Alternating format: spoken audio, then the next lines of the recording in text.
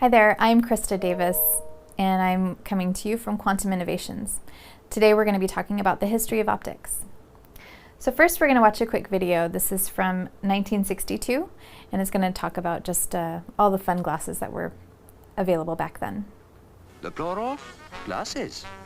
And there's no need to make a spectacle of yourself these days, for glasses have become more than just a means of seeing better. They can be a fashionable addition to anyone's features.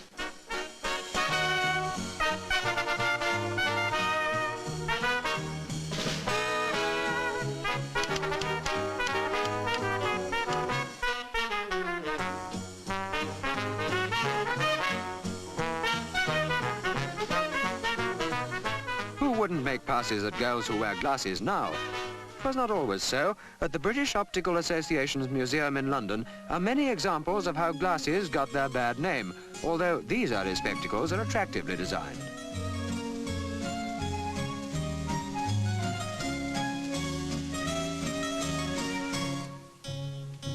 People whose profession involved much reading and writing soon realized the value of glasses. This pair is the only known example of the earliest form of spectacles. They date from the 14th century and are simply two lenses mounted in bone. It's thought that the clever Chinese first developed the idea of seeing aids. These are probably the earliest form of rimless glasses. It wasn't long before intricate decoration became a feature of both spectacles and their cases, and so closely associated were books and glasses to become that special books were produced. But these early spectacles were always handheld. Not until the 18th century were side pieces introduced, and since they were designed to go outside the wig, the wise man made sure that someone was around to tie them on.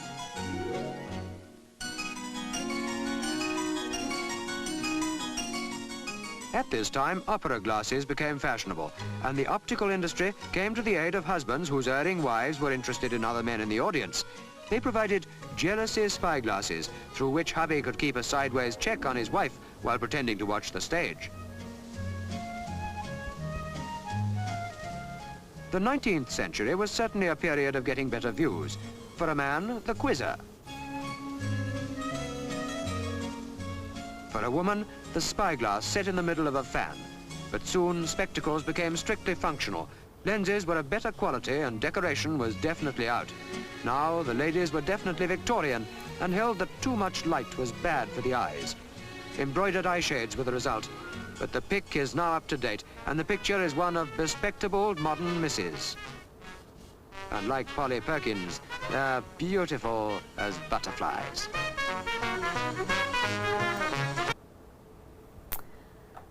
So although a lot of people wouldn't wear a butterfly frame like that, it was quite the style back in 1962. So today we're going to talk about the mystery of spectacles. We're going to talk about the art of lens making. We're going to talk about treatments, and we're going to talk about the history of anti-glare treatment. And then we're going to talk about how glasses are made today in emerging technology. So first, the art of lens making. The mystery of spectacles, rather. The reason I've titled this section The Mystery of Spectacles is because we don't really know who the founder of spectacles are. It's something that's been developed over the centuries and over the years. So there's no one person we can attribute spectacles to. So first, we're going to talk about the Nimrod lens. This lens was found in 1850 and unearthed in modern-day Iraq. And we can say that it's around 3,000 years old. We don't know if it was used to start fires by bending light and creating heat, or if it was used as an aid to seeing. So there's a lot of mystery around this lens, but it is the oldest lens on record. Next, I want to talk about the seated scribe. The seated scribe is found at the Louvre in Paris, and it has a really unique structure to it because it's not your average Egyptian sculpture where they're presented to be kind of godlike, and this guy is rather kind of a little fat, has some interesting features that you wouldn't normally see from an Egyptian sculpture. But what's interesting about it is the eyes. They're actually made to represent the human eye in a very, very authentic way. It has the white crystal behind the eye. It has a material behind the blue that you see, which gives it adhesive, but also gives it the blue color. And then that creates the pupil looking detail in the middle of the eye. So it's a really interesting piece. If you're ever in Paris, ever at the Louvre, I would suggest you check it out because it is really interesting. Then next in 1021, we have the father of optics who made really good progress in physics and mathematics, and he wrote it all down in this document, and it was later published in 1755. So this document actually led the way for a lot of different physicists and mathematicians to go ahead and develop more research and get further along in the science of optics. And then we have Roger Bacon. Roger Bacon is known primarily for bending light and discovering refraction, how light bends through different substrates. So by his experiments with bending items in a glass full of water, he really was leading the charge in refraction. And then you have Nicholas Bolet, who was alleged to be the first one to be documented wearing spectacles and signing an agreement that stated that he couldn't see well without his spectacles. So this is the first documented case of a person wearing a pair of spectacles. And then we have St. Paul, who is depicted wearing sunglasses in this souvenir.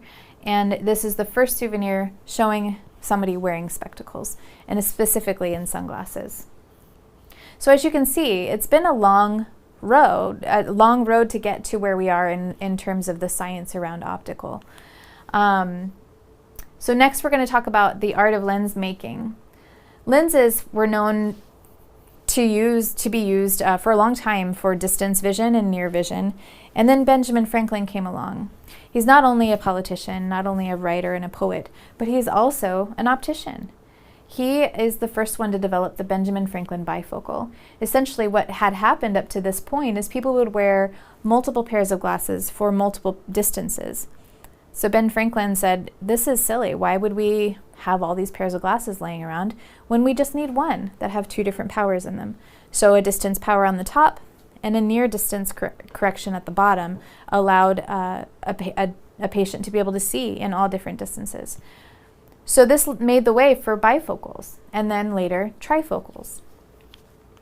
So we know that concave and convex lenses do help with different distances, but the trifocal lens after the bifocal was invented really made the way for now, for our age as we are in now. We need to see at the mid-range a lot more than we used to.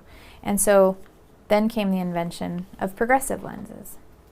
Progressive lenses is essentially a blended trifocal with the distance vision on the top, and then you have middle range at the mid-range, and then near vision at the bottom. But it's a blended bifocal, and it has a corridor of clear vision through the middle. This was first patented in 1907 by this company in Montreal, Canada. And Bernard, I can't say his last name very well, so I'm not going to try. He patented and then sold the design to Verilux in 1953, and Verilux to this day still is used in the optical industry by Essilor. So Essilor is the first company to have brought to market a progressive lens. Next up, we're going to watch a quick video. This is from 1950s. This is showing how lenses and glasses were made in 1950s. Enjoy. This man is 1 in 1,000, all engaged in one of the largest factories of its kind, supplying spectacles to meet the increased demands of Britain's health service.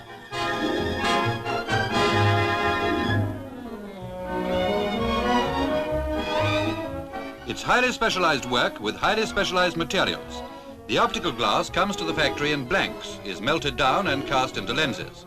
Then pitch is poured on to cement them in place for the operations that still await them.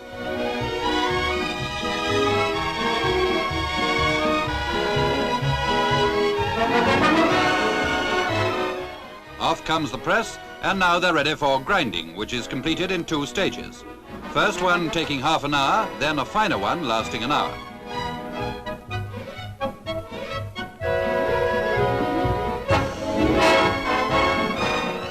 With something so vital as eyesight involved, lenses have to be finished to a high degree of accuracy.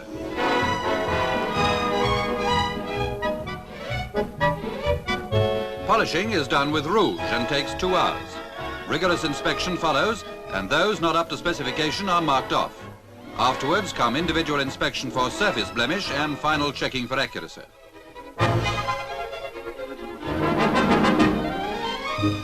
But if you've got to wear spectacles, frames are nearly as important as what goes in them. With a variety of designs to suit all tastes, as much care goes into their manufacture as that of the lenses.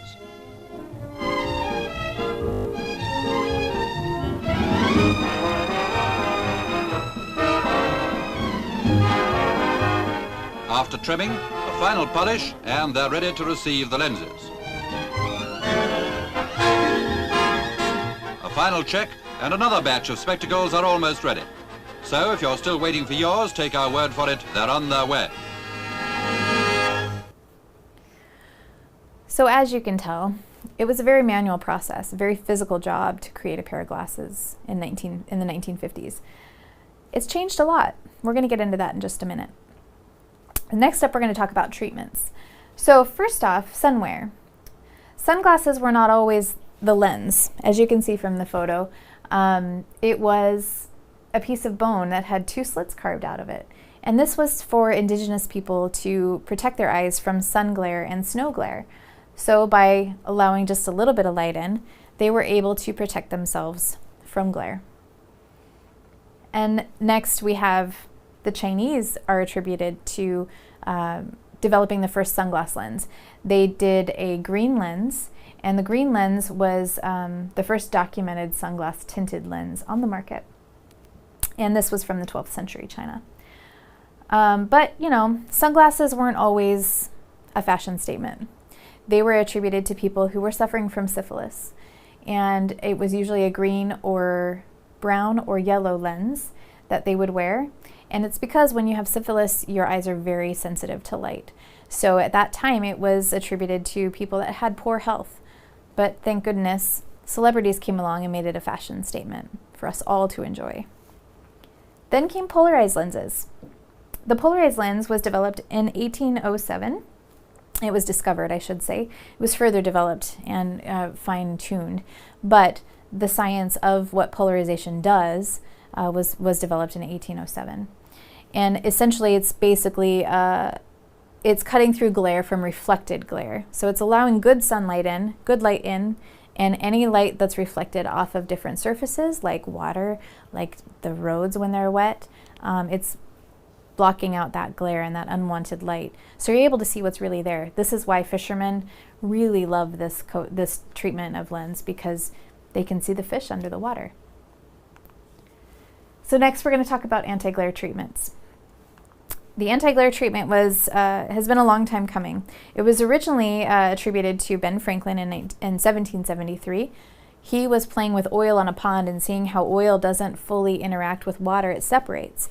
So his discovery of oilophobia was really groundbreaking. And then we have Lord Rayleigh in 1886. He was playing around with surface tension. He was also looking at how light it transmits better through a tarnished piece of glass than a clear piece of glass. And then his foundings was later published as well. And then we have Agnes Pockels. Agnes Pockels in 1891 basically discovered surface tension in her kitchen sink. She was a brilliant woman. She wanted to go to college, but because of the time and where she was, it was not allowed for women to go to college. So she wrote a letter to Lord Rayleigh explaining her discoveries. We're going to watch a quick video explaining exactly what her findings were in her life. It's really interesting. Enjoy.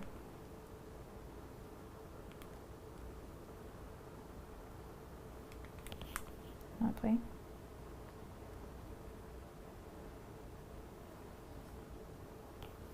I guess we're having some technical difficulties. It's not going to play the video, so I apologize.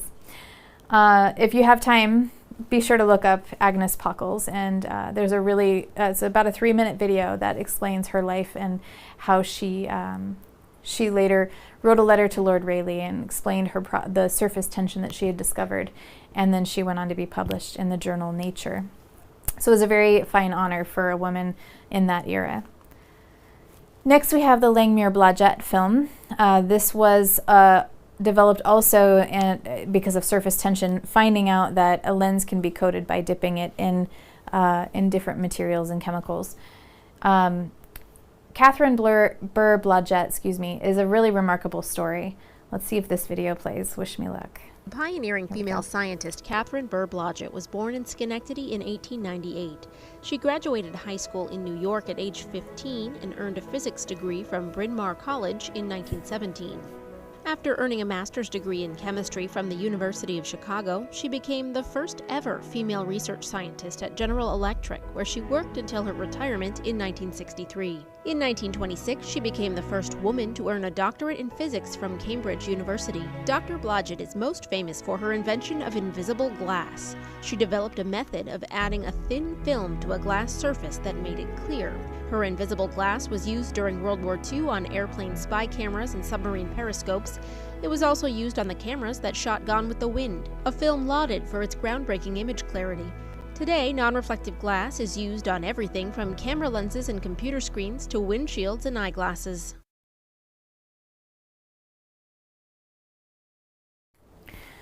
So next up we have Alexander Smekula, and he is the first one to develop and patent a coating that is specifically for eyeglasses. He worked under the Nazi regime in World War II, and then later went to sell his patent to Zeiss, who then brought the coating to market, of course. He is also very well respected, and he went on to teach at elite colleges around the country. So, but his is the first example of an optical coated lens. So how are glasses made today? Today, glasses are made a little differently than what we saw in the 50s. Back then, it was a pre-molded lens, kind of looks like a hockey puck, and inside the lens was a channel of clear vision. And if you had higher powers, you would be more confined in that channel, so you wouldn't see as well in the periphery. Now, we have advancements that allow us to take into account the patient's position of wear or their frame measurements, so that we can really personalize and customize a lens for that patient. So no matter what the prescription is, no matter what their power is, no matter the frame choice, we're able to see clearly in the distance, the mid-range, and the near. Before we got into digital processing of lenses, I was the one in my youth, I've always worn a progressive lens. And so for me, I knew that I couldn't wear a progressive lens in my wrapped sunglasses, because when I did, my vision would be blurred. If you look at the picture on the presentation here, the white part of the lens is where clear vision is supposed to be. But if you're wearing a sunglass lens that's wrapped, you see how it's all skewed. Your eye cannot function, it cannot follow that comfortably and see clearly. So with digital processing, now we can take into account the curvature of the frame, the tilt of the frame, and how far away the frame is from the face, and really make a personalized pair of glasses for a patient.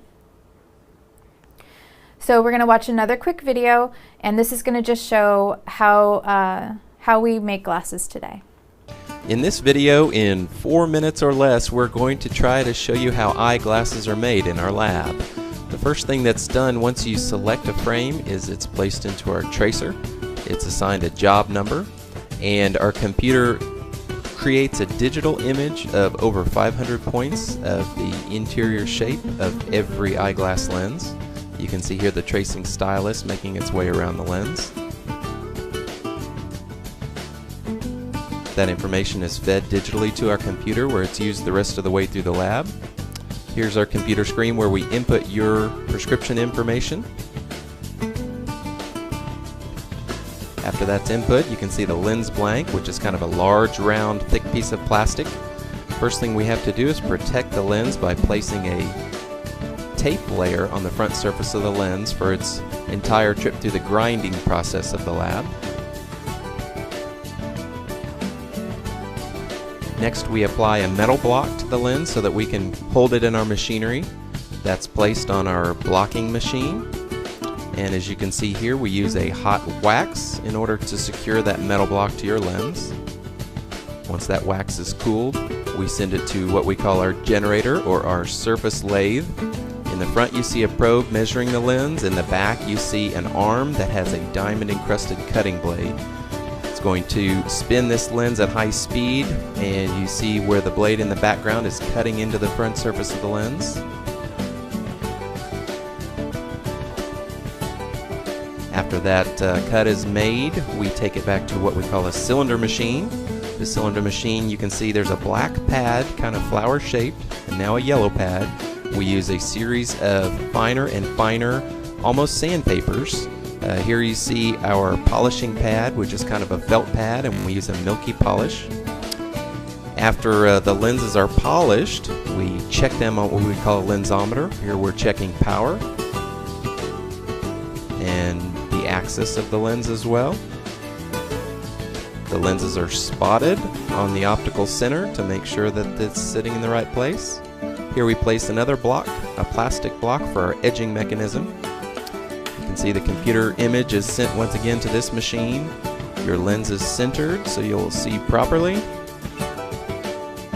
We place that plastic block on and it's ready to go to our edger and be cut down to your frame shape. This is once again a computerized process. The frame shape is there. This is also a high-speed diamond wheel. As the lens is lowered down, the computer cuts all of the proper angles, cutting it down to the size. Here our probes measure the edge thickness of the lens so that the bevel can be applied. As you can see, there it is moving. And cut once again on another set of diamond wheels. Finally, once those lenses are cut, they are placed in the frame. We bring them back out to check on our lensometer. Here we're spotting the power, the axis, and we're dotting the optical centers to make sure that they are made exactly on power.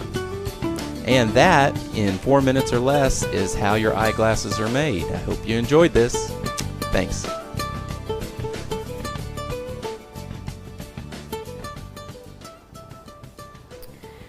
So as you can see, glasses are not as easily produced anymore, and it's a much more delicate and personalized experience than it used to be. It's not a mass-produced product. And we take into account, like I said before, the patient's position of wear measurements. So it's the vertex distance, which is the distance from your eye to the back of the lens. And then we also take into account the frame wrap, so the frame front and how curved it is, and the tilt. How far tilted in is the bottom of the frame versus the top.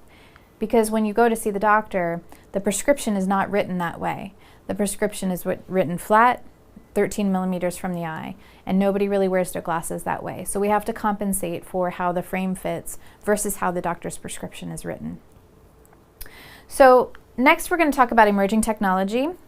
There are a lot of things in the works. I could do a whole different presentation on just this subject, but it's important to know that there is still things to be brought to market. There's still new technologies in optics that are on the way. One of them is a pair of smart glasses. There's glasses that relay to your phone, have Bluetooth technology, have speakers built in. This is constantly being developed. And we'll see what ends up happening and who ends up bringing these fully to fruition, because it is something that has been worked on for a long time. Several companies have made something similar, just nothing's really been the fan favorite. And then we also have lenses that actually liquefy, and change power depending on how you need it. So some of them are automatic and some of them do it with the touch of a button, and it communicates with the frame. All of these things have been in the works for probably 20 years or more. And it's just not really there yet, but it is developing technology. So be on the lookout for all this really cool new tech that you can now link in with your phone and computers. And that's what I have for you today. Please feel free to reach out to me if you have any questions or concerns. And if you have anything you need from us at Quantum, we're happy to help.